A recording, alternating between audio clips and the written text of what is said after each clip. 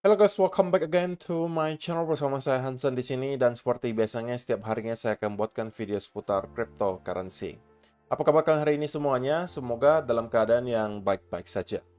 Teman-teman, sesuai dengan apa yang kita bahas di video terakhir bahwa Bitcoin sepertinya berpotensi mendapatkan pullback dan itulah kenapa saya berfokus untuk mencari peluang untuk short. Dan terbukti kita melihat rejection kembali hadir di Bitcoin dan membuat Bitcoin kembali ke area 58.000 dolar. Kita bakalan bahas di video hari ini kira-kira apa yang sedang terjadi in terms of price action, diikuti apa yang bisa kita expect berikutnya. Jadi stay tune terus sampai akhir video. Nah, sekarang kita bakal mulai dari CoinMarketCap terlebih dahulu. Per hari ini secara global market cap crypto berada di angka 2,1 triliun dolar atau turun sekitar 0,22%. Nah, di top 10 coin sendiri kita juga melihat keadaannya sebenarnya dominan berwarna merah, teman-teman. Penurunannya ranging antara 0, sekian persen hingga kurang lebih 1%. Yang mengalami kenaikan yang lumayan signifikan hanya XRP sekaligus menjadi top performer hari ini dengan kenaikan 3,46% ke 0,5896 dolar.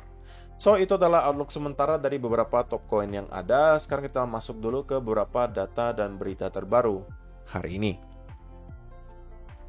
Nah, yang pertama teman-teman, saya pengen kembali ingatkan ke kalian semua bahwa secara historis teman-teman, kuartal 4 tahun 2024, kuartal 4 itu merupakan kuartal terbaik secara historis untuk average returns Bitcoin.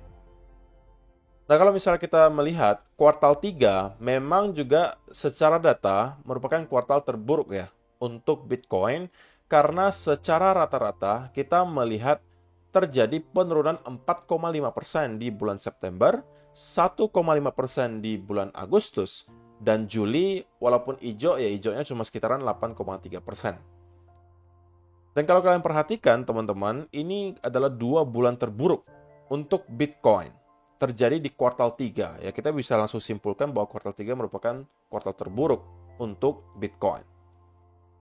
Kuartal paling baik adalah kuartal 4. Kenapa? Karena rata-rata returns di bulan Oktober itu 29,5%. November 37,8%, Desember 12,3%. Jadi ada bulan terbaik di kuartal 4 diikuti bulan ketiga terbaik di Oktober. Sehingga kesimpulannya, kalau kita runutkan ya teman-teman, yang terbaik pertama itu di kuartal 4, yang kedua itu di kuartal 2, yang ketiga itu kuartal pertama, dan yang terburuk itu kuartal 3. Jadi kalau misalnya teman-teman bertahan sampai sekarang, kita sudah bulan September, sudah di pertengahan bulan September, jangan sampai kalian kehilangan harapan dan kemudian terkapitulasi karena kalian pertama merasa bahwa koin kalian tidak naik-naik, altcoin kalian terus mengalami penurunan, atau justru kalian bosan menunggu kapan harga Bitcoin ini naik dan menyelesaikan konsolidasinya. Kenapa? Karena kalian mungkin akan menyesali hal tersebut ketika kuartal 4 nanti datang. Nah, walaupun teman-teman tentunya tidak ada garansi bahwa kuartal 4 akan semuanya hijau, tetapi at least secara statistik kita mengetahui bahwa kuartal 4 mempunyai potensi yang cukup besar untuk menghasilkan returns yang lebih baik daripada kuartal 3. Dan kita sekarang berada di bulan terburuk, September. Ya, wajar aja ya kalau misalnya kita masih melihat sentimen di market masih dalam keadaan yang fear. Walaupun kita kemarin sempat rebound ke area 60.000, tapi itu belum berhasil untuk membuat market bahkan menyentuh ke area netral. Adapun mungkin cuma 1 atau 2 hari, kemudian kita kembali masuk ke ranah fear. Dan saya rasa sudah cukup lama ya, kita tidak berhasil untuk jebol ke area grid, apalagi extreme grid. Itu mungkin kita lihat terjadi 4 atau 5 bulan ke belakang sebelum ini, atau ketika Bitcoin di area 70-an ribu, itu kita mungkin berada di ranah extreme grid. Tapi sekarang kita sudah berada di area fear dan juga extreme fear. Dan biasanya sekali lagi secara sentimen juga, kalau misalnya kita sedang berada di ranah extreme fear atau di area fear, yaitu area-area yang cukup baik untuk start melakukan akumulasi, teman-teman. Nah, kemudian yang kedua, kalau misalnya kita berbicara soal akumulasi Bitcoin, selain spot Bitcoin ETF, demand datang dari berbagai arah, teman-teman. Dan yang mungkin tidak terduga ya, dan ini baru saja diumumkan, teman-teman, bahwa Arkham Intel itu berhasil gitu ya melacak ada satu wallet yang dirumorkan. Ini harus kalian double check ya, tetapi sudah banyak akun-akun yang verified, yang cukup relevan, yang cukup trusted, udah nge-tweet hal ini. Bahwa ada satu wallet, itu government dari negara Bhutan. Dan mereka mempunyai kurang lebih 780 juta Bitcoin. Jadi bahkan sekarang negara juga melakukan akumulasi ya teman-teman. Kita tahu kalau El Salvador ya itu bukan rahasia lagi. Semua orang tahu El Salvador terus melakukan akumulasi Bitcoin. Tetapi belum ada lagi nih yang negara-negara lain yang terlihat secara aktif melakukan hal yang sama dengan apa yang dilakukan oleh El Salvador. Ya kalau misalnya sekedar punya Bitcoin, ya Amerika juga punya, beberapa negara seperti China, Rusia itu juga punya Bitcoin, tapi rata-rata itu adalah hasil sitaan, teman-teman. Bukan mereka secara aktif melakukan akumulasi. Nah, beda cerita kalau kita bicara El Salvador. Itu mereka memang secara aktif dan terbuka mengumumkan bahwa mereka melakukan akumulasi Bitcoin. Nah, kalau yang Bhutan di sini, mereka nggak terang-terangan, tapi rupanya memang mereka melakukan akumulasi dan angkanya tidak kecil, teman-teman. 780 juta dolar dalam bentuk Bitcoin. So, ini adalah sebuah hal yang sangat positif, teman-teman. Sekali lagi, bahwa sudah ada beberapa negara yang secara aktif melakukan akumulasi Bitcoin, dan itu bisa jadi akan menjadi awal gitu ya, di mana negara-negara lain juga akan start ikut meniru apabila nanti memang terbukti apa yang dilakukan oleh Bhutan dan El Salvador itu berpengaruh baik ke perekonomian negara mereka. Sekarang kan mungkin kita bisa katakan El Salvador dan juga Bhutan mengambil resiko yang tinggi gitu kan dengan melakukan akumulasi Bitcoin karena belum tahu dan belum tentu ada dampak positifnya terhadap negara mereka. Tapi kalau ternyata nanti ada, misalnya seiring berjalannya waktu Bitcoin terus mengalami kenaikan dari segi harga dan kemudian ada dampaknya akumulasi yang mereka lakukan ini, maka itu akan kemungkinan besar dicontoh nih oleh negara-negara lain dan semakin banyak negara yang kemungkinan akan melakukan hal yang sama, membuat demand akan Bitcoin itu kembali semakin meningkat.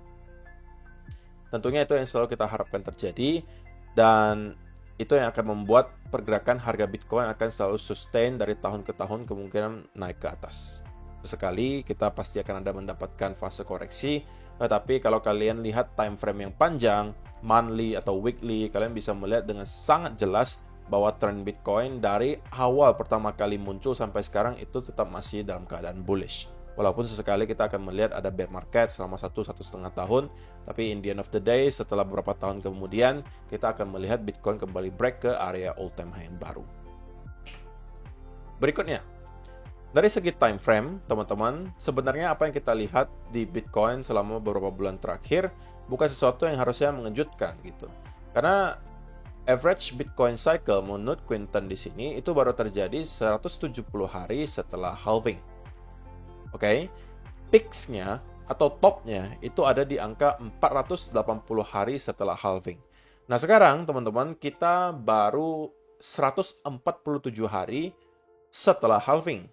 Jadi kita masih roughly punya 340 hari atau kurang lebih setahun ke depan. Kalau memang kita akan melihat historis berulang, setahun ke depan, kuartal 3, kuartal 4 kita baru akan ketemu dengan cycle top. Nah, jadi teman-teman, kalau misalnya kalian yang terkapitulasi sekarang, apalagi di bulan September, ini bisa menjadi keputusan yang sangat kalian sesali apabila ternyata rupanya kuartal 4 itu hijau, kuartal 1 sampai kuartal 3 itu kemudian pergerakan parabolik, kalian bisa kehilangan gains yang sangat amat besar.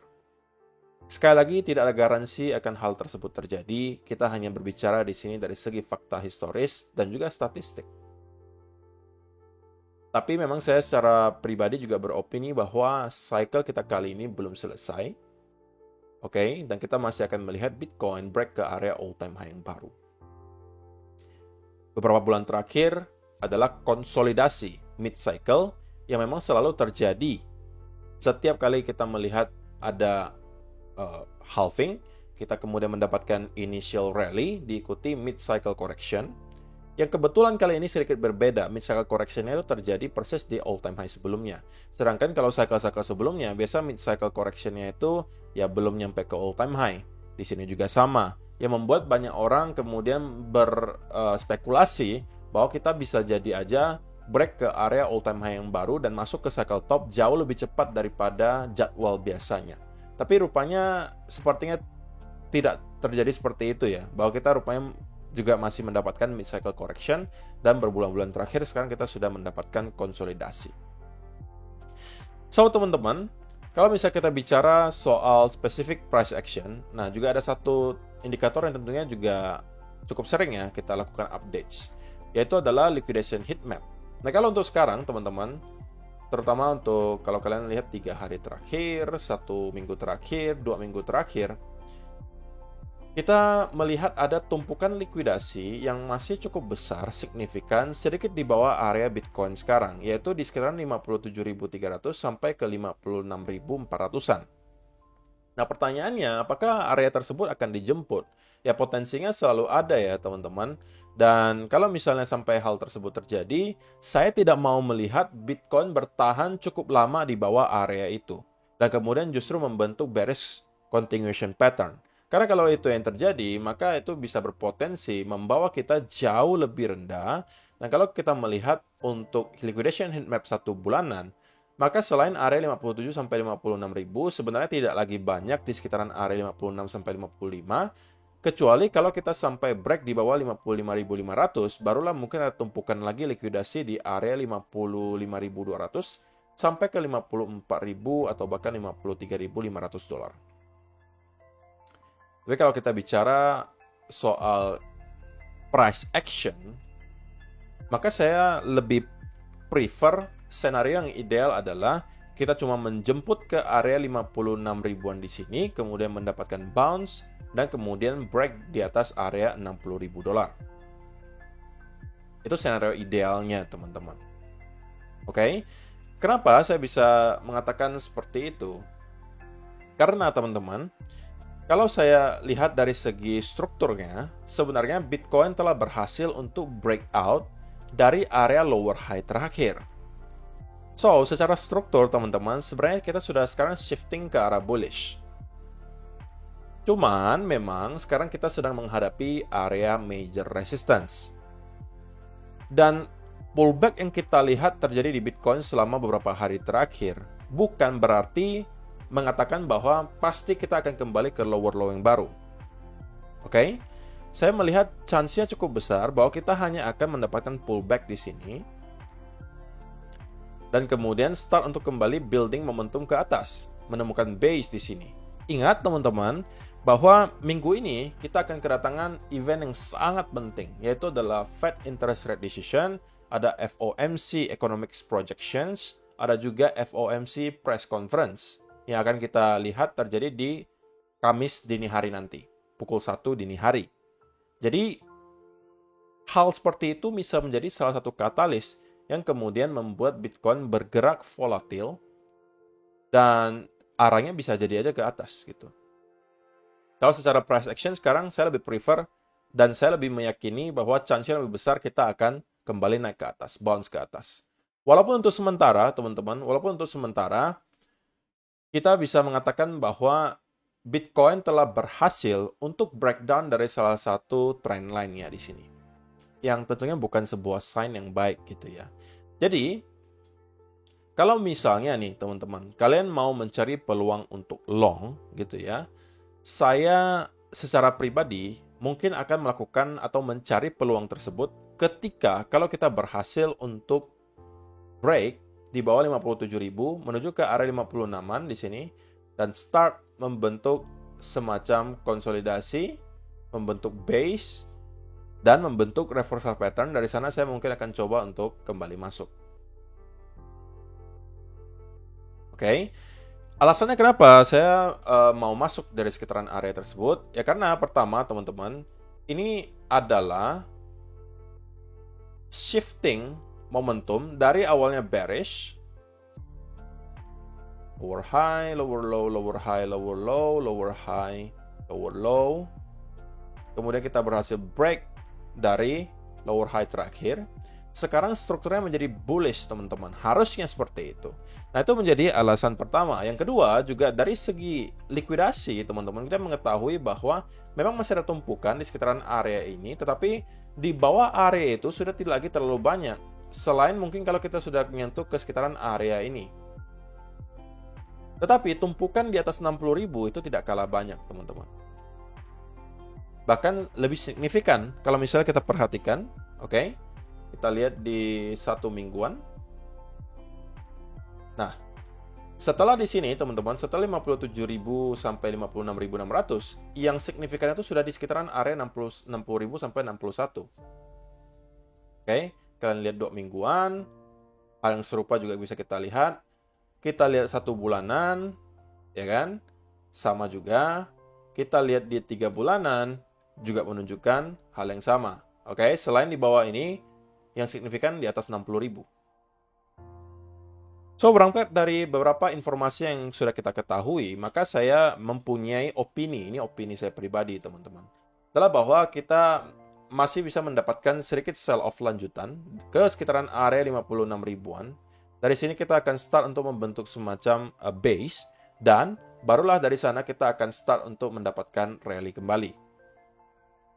Nah, kalau juga kita bicara ini sebagai potensial inverse head and shoulder, teman-teman, maka ini juga sebenarnya merupakan area neckline-nya, gitu ya. Ini adalah left shoulder-nya, ini adalah head-nya, ini adalah right shoulder-nya. Jadi ini adalah neckline nih, teman-teman. Neckline dari potensial inverse head and shoulder-nya di sini. Ops, di sini. Ya kan? Jadi ini kan inverse head and shoulder-nya. Kita telah berhasil untuk break out dari inverse head and shoulder. Dan kita berpotensi untuk nge-retest area tersebut juga persis di area berapa? 56.000. Sehingga teman-teman, banyak sekali confluence yang berada di area 56 ribuan di sini. Membuat saya merasa, kalau misalnya kita dikasih kesempatan untuk nyampe ke area tersebut, itu bisa menjadi potensi bagi saya untuk kembali mencari setup untuk long. Tapi sebelum hal tersebut terjadi, teman-teman, kita harus tetap waspada akan ada sell off lanjutan. Karena kita telah berhasil untuk breakdown dari area trendline di sini. Nah, satu-satunya hal yang kemungkinan bisa menginvalidasi skenario bearish saya untuk kemudian sell off lagi ke area 56.000 adalah jika kita berhasil untuk breakout dan kembali reclaim di atas area trendline, kemudian start mendapatkan konsolidasi. Nah, ini mungkin bisa menginvalidasi skenarionya dan mungkin saya tidak akan lagi mencari peluang untuk long di sini. Short pun saya rasa tidak worth it di sini. Yang worth it itu ketika kemarin, teman-teman. Walaupun tidak 100% sesuai dengan ekspektasi kita, gitu ya. Ekspektasi saya adalah ada 2 skenario. Pertama, saya gambarkan persis seperti ini sebenarnya, teman-teman. Cuman bedanya, saya gambarnya itu adalah kita membuat satu fake out ke atas, ya kan, kemudian down dan breakdown dari trendline. Ini adalah setup bagi saya untuk short. Saya sampaikan, kalian bisa cek di video terakhir. Atau skenario kedua, kita langsung break di atas 61.000, bahkan nyampe ke 62, kemudian mendapatkan sell off, dan kemudian mendapatkan bearish continuation pattern. Nah, sebenarnya skenario inilah yang terjadi, patternnya, teman-teman. Tetapi terjadi lebih awal daripada perkiraan. Kita ada sell off, bearish continuation pattern, kemudian continuation. Nah, kalau misalnya kalian jeli, ya ini sebenarnya adalah peluang untuk short. Gitu ya, breakdown dari trendline, kemudian kita close di bawah trendline, ini adalah peluang untuk short, dan itu bisa menghasilkan gains yang lumayan banget, teman-teman. Bahkan kita sampai jebol di bawah area trendline besar di sini. Itulah kenapa saya ingatkan kemarin ke teman-teman semua, please jangan masuk ke long, jangan FOMO, karena kita sekarang berada di area major resistance, dan weekly resistance itu masih di area 60.000. So, ada chance yang sangat besar kita mendapatkan pullback. Jadi kita sudah melihat hal tersebut terjadi sekarang.